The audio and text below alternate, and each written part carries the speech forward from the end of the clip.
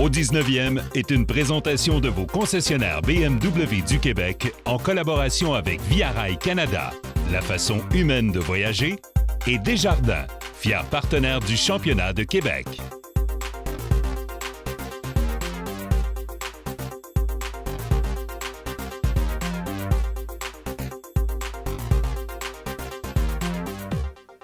Mesdames, Messieurs, bonjour. Ici Michel Lacroix qui vous souhaite la bienvenue à l'émission Au 19e. Cette semaine, deuxième émission spéciale consacrée exclusivement à la présentation de l'Omnium canadien RBC. Au menu, un brin d'histoire, puisqu'on se retrouve au Royal Montréal, le plus ancien club de golf en Amérique du Nord. Également, on vous explique comment on a préparé le parcours en vue de cette prestigieuse compétition. Bill, a lot of things have changed at the USGA. They've changed the presentation of the event, and they also changed their mentality, I'd say, concerning the course itself. Yeah. Does that change anything for you? Yeah. Does it change anything for the Canadian Open? Well, I think that I think the way that I've looked at a golf course setup, and as I work with the PGA Tour and how we're going to present Royal Montreal, and you go back to 1997 when you were all worried about getting away from Glen Abbey and how would these players play it. So oh my God, it's this old golf course so let's get the rough up to 6 inches, and the reaction that we got from players was not positive. It was positive about the golf course. So I think what I've learned is these guys are that good. Is these guys, you want them to play, and it's more important for the people outside the ropes to enjoy the competition, and people like a bunch of birdies and et cetera. So, I mean, our golf course setup, or my mentality has been a little bit different now. It doesn't have to be this thing where it's very, very penal. You want them to come over and enjoy it. You're going to present them with a wonderful old venue like we're going to have this year at Royal Montreal. So our rough will be probably 3 inches at the best, and we'll get the green speeds to 10.5, 11, and they're going to get presented with a great golf course. So you want it to be certainly a championship worthy of it, and the better players to me is always going to survive and win the championship. And I think a shot maker's golf course is really what they want, and it's not as if putting a driver in your hand and hitting it down and then hitting my wedge into every green and hope I sink a putt or two. So here you're going to have to think your way around, and when you think your way around, that's my thought process and looking at it and how we set it up and where we have rough and green speeds, etc. Bill, let's talk about the players, the way you approach the players to invite them to be here at the Royal Montreal or to play at during the Canadian Open. Yep. How do you do it? Well, it's changed a lot, and certainly in my years, we all use the term recruiting, and today's player is with all the what's out there for them, getting into the top 50, how that changes that player's life in terms of getting in the majors, getting in the World Golf Championships, being able to play around the world.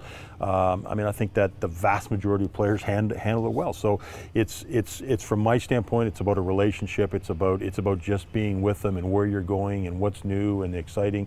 And when you switch venues, so a lot of players obviously were not here in the President's Cup because of the size of the field. So there's a lot of good positive feelings from players that were up here, both in the reception that they got and the opens that we had here in for those that were around in '97 and 2001. So I mean, you build on that. You build on the history. You build on the history of the oldest club, certainly in North America. A lot of players, young and old, still like the traditions of the game, and that's I think when you come to a club like this, is you can build on it. And there's a lot of good vibes about the city of Montreal, right? People.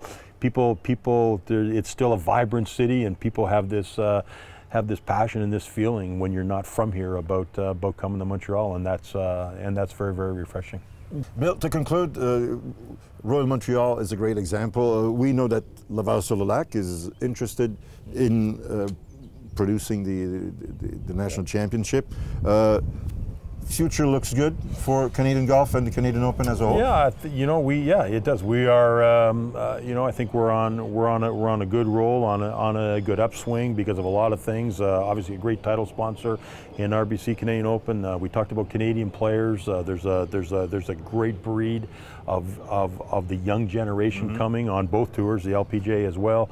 Our national team program and developing heroes, and that we can rally around as a Canadians, the venues that we go to is you know, becoming certainly a big part of the Canadian Open from the player standpoint.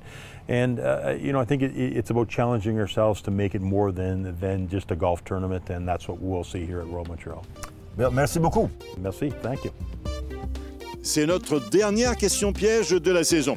L'Omnium canadien est en 4e position au niveau des tournois les plus anciens. Il y a d'abord eu l'Omnium britannique, puis l'Omnium des États-Unis. La question qu'on vous pose, quel est le tournoi qui occupe la 3e position? Voici les choix de réponse. A, le championnat BMW.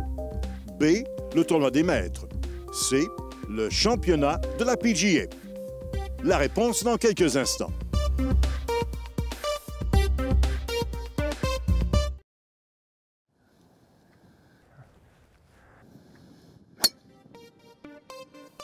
Je vous rappelle la question, quel est le 3e plus ancien tournoi de golf?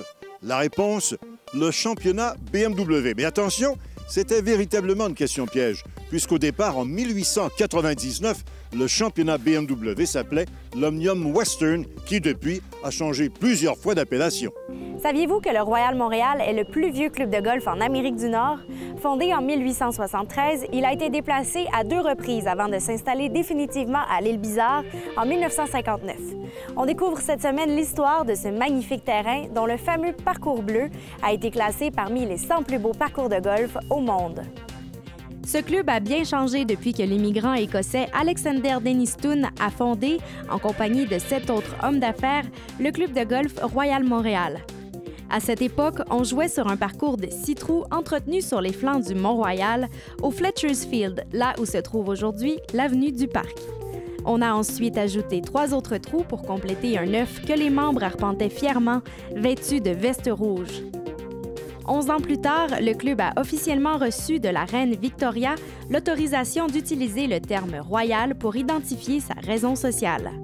En 1896, le Royal Montréal a été déplacé dans la paroisse de Dorval, plus précisément dans un secteur nommé Dixie.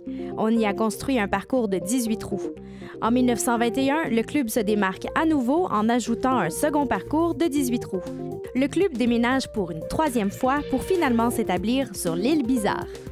En 1959, on procède à l'inauguration d'un complexe qui possède aujourd'hui 45 trous. Ces parcours ont été dessinés par Dick Wilson, un architecte de golf reconnu. L'emplacement actuel du Royal Montréal a été l'hôte de l'Omnium canadien à 4 reprises, soit en 1975, 1980, 1997 et 2001. En 2004, le parcours bleu a été modifié par un autre architecte de grande réputation, Rhys Jones. Cela a permis à ce parcours d'être toujours considéré comme l'un des 100 meilleurs au monde et d'accueillir en 2007 le tournoi de la Coupe des présidents. En 1904, le Royal Montréal était l'hôte du tout premier Omnium canadien. 110 ans plus tard, le club se prépare à recevoir pour une 10e fois cette compétition qui mettra en valeur plusieurs des plus grands golfeurs de notre époque. Marie-Christine Baudry, au 19e.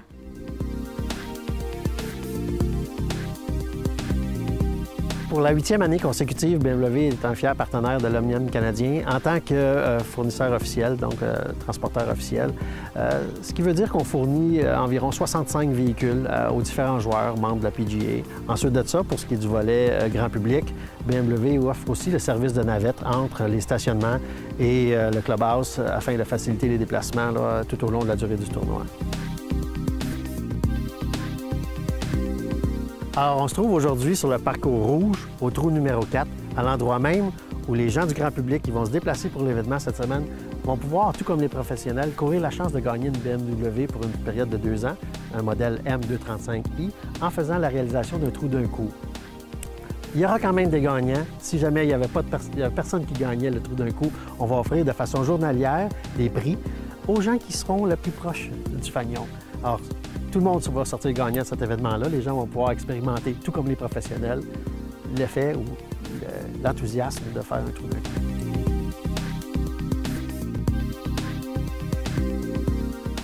Tout le monde va se souvenir qu'en 2009, lors du tournoi à Glen Abbey, il y a eu 4 gagnants d'un trou d'un coup.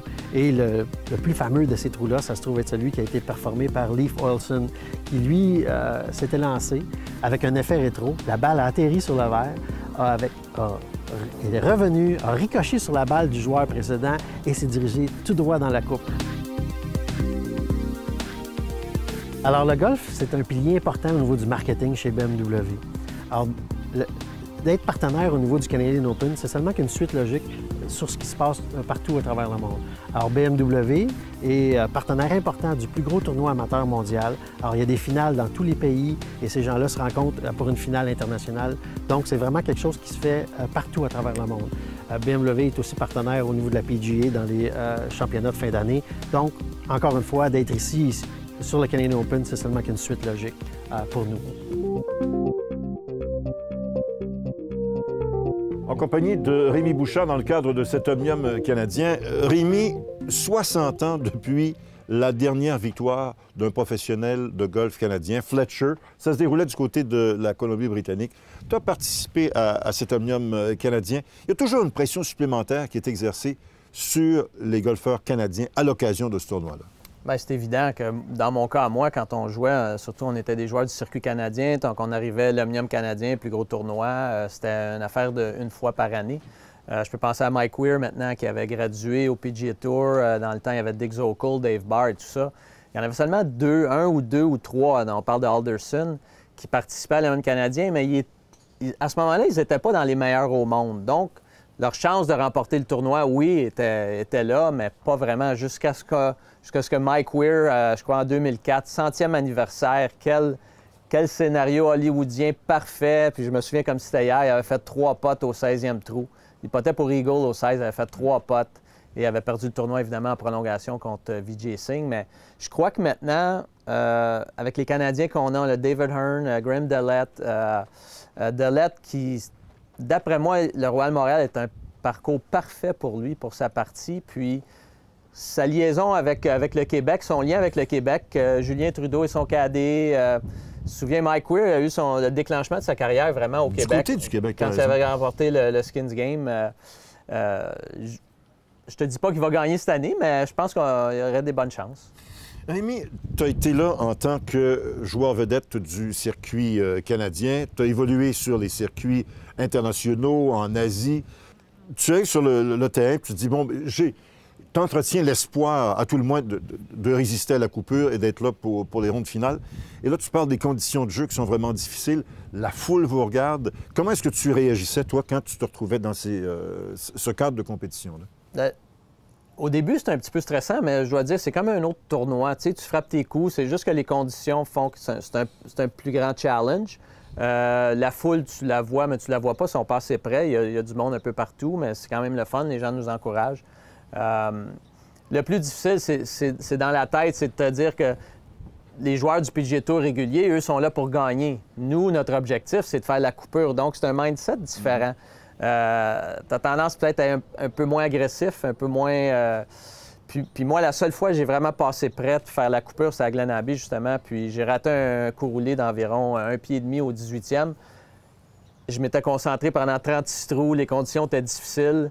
Puis je venais de manquer un roulé d'à peu près 10 pieds où je croyais que ça me prenait pour faire la coupure. Puis j'ai eu un moment d'inattention. Ma balle était dans une marque de pied. Dans ce temps-là, on avait des marques de crampons, il n'y en a pas aujourd'hui. Puis j'ai pas porté attention, j'ai pas marqué, puis j'ai frappé mon coup, puis je l'ai raté. Puis avoir fait ce roulé-là, j'aurais fait la coupure. Donc, on prend de l'expérience. J'étais vraiment triste après parce que avoir travaillé si fort puis pas le faire, en tout cas, c'est des expériences de la vie, mais c'est quand même une super belle expérience pour moi. Merci beaucoup, Rémi. Merci, Michel.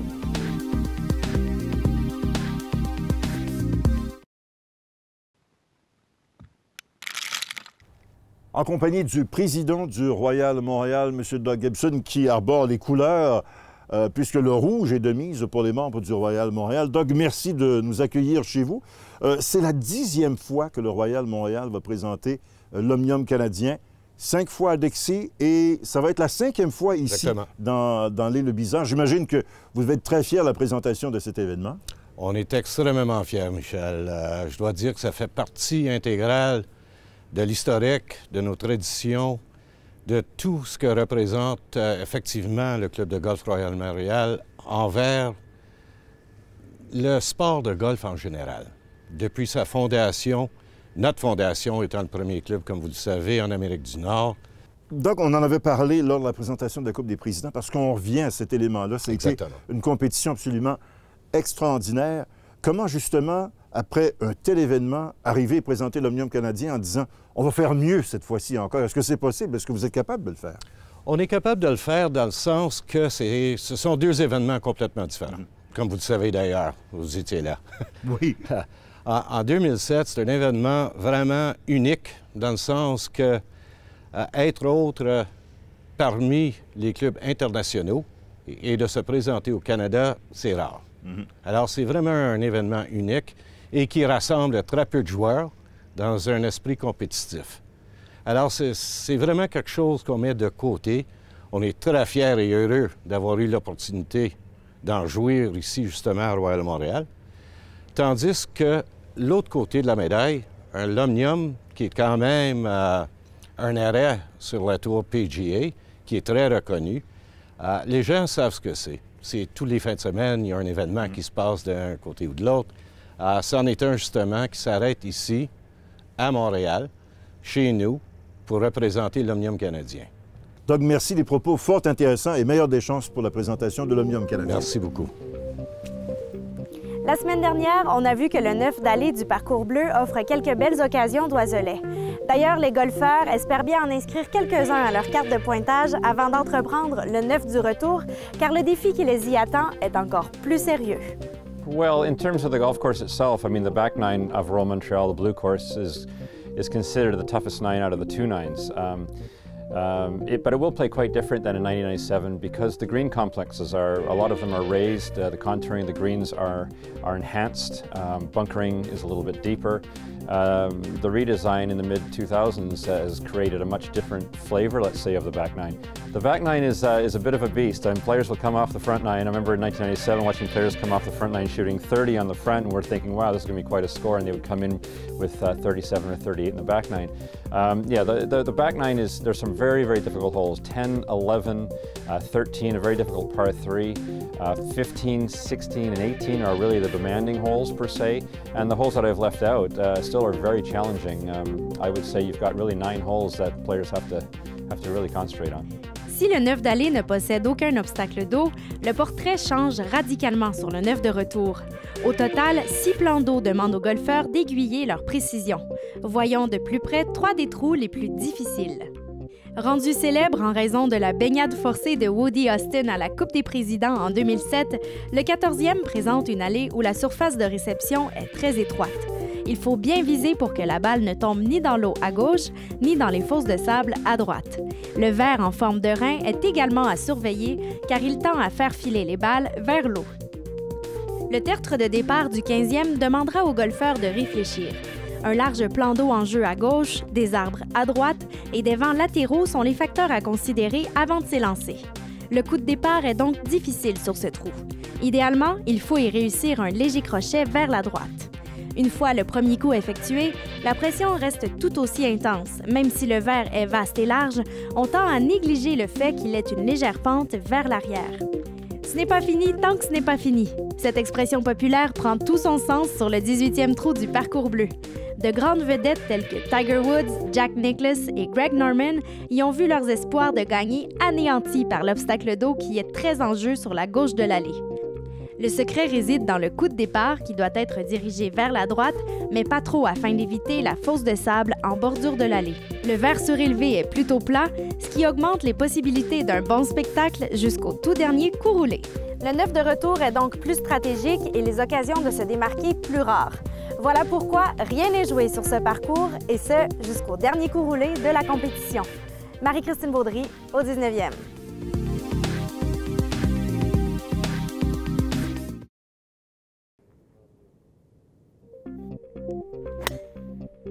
Nous vous proposons une liste de 10 événements qui ont marqué la présentation de l'Omnium canadien au Royal Montréal, sans oublier, bien sûr, la Coupe des présidents. En 1997, Tiger Woods rate les rondes finales pour la première fois de sa carrière chez les professionnels. Après un 70 en premier parcours, il commet un bogey triple au premier trou de sa deuxième ronde et termine avec un score de 76. Steve Jones avait déjà gagné l'Omnium canadien en 1989 à Glen Abbey.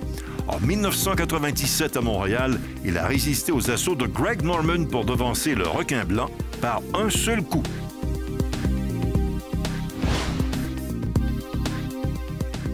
En 1997, Stéphane Talbot avait ébloui les spectateurs assemblés autour du 18e verre. Il avait calé un long roulé et ainsi complété sa première ronde avec un remarquable pointage de 67.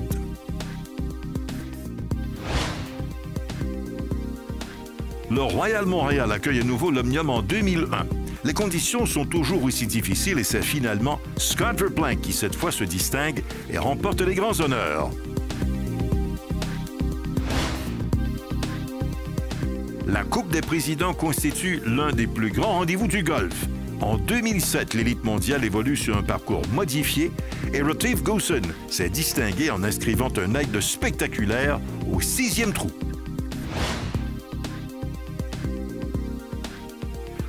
Le parcours bleu du Royal Montréal a la réputation d'être un parcours difficile. David Toms et Stuart Appleby ont prouvé leur immense talent en ratant des aigles de peu sur des trous à normal 4.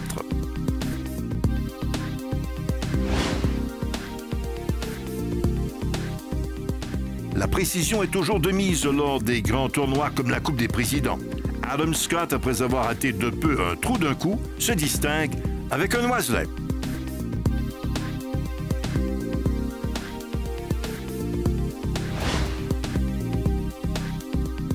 Quand vient le temps de se signaler, les meilleurs golfeurs trouvent toujours un moyen d'y aller d'un coup spectaculaire. Ce fut notamment le cas depuis une fosse de sable pour le Sud-Africain Retief Goosen. Les amateurs ont eu droit à un match en simple d'une très grande qualité lorsque Tiger Woods a affronté Mike Weir. C'est finalement le gaucher canadien qui devait inscrire la victoire lors de ce match mémorable.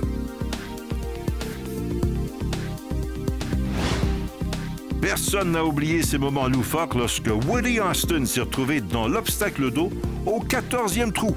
Joueurs et amateurs en ont eu pour leur argent à cette occasion aux dépens d'un Woody Austin qui a pris les choses du bon côté. Après toutes ces semaines, c'est le temps de prendre congé du 19e jusqu'à la saison prochaine. Toute l'équipe vous remercie d'avoir partagé notre passion et espère vous revoir l'an prochain pour vous présenter à nouveau les meilleures histoires de golf. Au 19e vous a été présenté par vos concessionnaires BMW du Québec. En collaboration avec Via Rail Canada, la façon humaine de voyager, et Desjardins, fier présentateur du championnat de Québec.